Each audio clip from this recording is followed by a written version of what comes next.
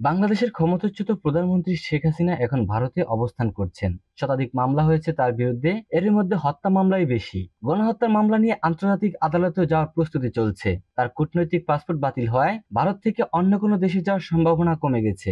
ভারতের আইন অনুযায়ী বিনা ভিসায় শেখ হাসিনা সে দেশে মাত্র ৪৫ দিন থাকতে পারবেন, যদিও এর মধ্যে কেটে গেছে ২৭ দিন। এই অবস্থায় ক্ষমতাচ্যুত বাংলাদেশের প্রধানমন্ত্রী শেখ হাসিনার সামনে দুটি পথ খোলা রয়েছে। হয় তিনি ভারতের কাছে রাজনৈতিক আশ্রয় চাইবেন, নয়তো দেশে ফিরে আসবেন।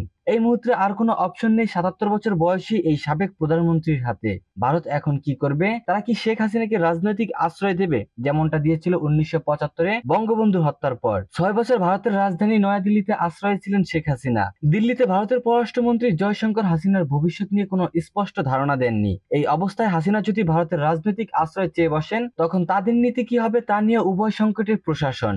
ভারতের উদ্বেগ সেভেন সিস্টার নিয়ে হাসিনার জমানায় স্বস্তি এসেছে। প্রতি বিপ্লবের পথে গিয়ে যেটুকু অর্জন তা হারিয়ে যেতে পারে, এই আশঙ্কাও রয়েছে তাদের মধ্যে। তাদের ভয় হাসিনার প্রতি কৃতজ্ঞতাবোধ দেখাতে গিয়ে চীনের আগমন ঘটে কিনা সে নিয়েও তাদের মধ্যে সংশয় রয়েছে। তাছাড়া মার্কিন যুক্তরাষ্ট্র অনেকটা নীরবেই তাদের অবস্থান সুসংহত করেছে।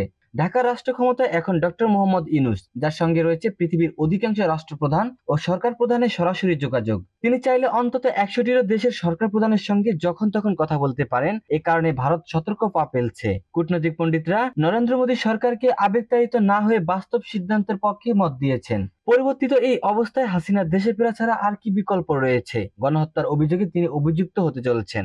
পৃথিবীর কোনো গণতান্ত্রিক দেশ তাকে গ্রহণ করতে চাইবে না। সময় যত গড়াচ্ছে বাংলাদেশ নিয়ে ভারতীয়দের মনোভাবেও পরিবর্তন এসেছে। দক্ষিণ এশিয়ার কোনো দেশের সঙ্গেই ভারতের সুসম্পর্ক নেই, যেটুকু ছিল বাংলাদেশের সঙ্গে। সাম্প্রতিক বন্যা নিয়ে বাংলাদেশিদের প্রতিক্রিয়া দেখে ভারতের নেতৃত্বে বেশ চিন্তিত বলেই মনে হচ্ছে। উত্তরে চীন, পশ্চিমে পাকিস্তান, পূর্বে আরেকটি নিরাপত্তা পয়েন্ট ভারত খুলবে কিনা তা নিয়ে হিসাব নিকাশ চলছে। কূটনৈতিক পণ্ডিতরা বলছেন, এটা যদি করা হয় তা হবে অত্যন্ত ঝুঁকিপূর্ণ, কারণ চীন এবং যুক্তরাষ্ট্রের গভীর নজর রয়েছে সর্বশেষ ঘটনাবলীর উপরে।